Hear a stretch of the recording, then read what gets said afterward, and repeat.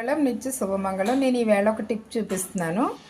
ఏంటంటే ఇప్పుడు దోమలు ఎక్కువగా ఉన్నాయి, అలాగే వర్షాకాలం గురించి ఇల్లంతా అదో రకమైన వాసన కూడా వస్తూ ఉంటుంది. మంచి స్మెల్ రావాలంటే ఏం చేయాలనే దాని గురించి ఒక గ్లాస్ వాటర్ తీసుకోవాలి. ఇంకా కంపట్టు ఒక మూత, అంటే కొంచెం సగం పైనే ఉంటుంది, అది తీసుకుని వాటర్లో వేసుకోవాలి.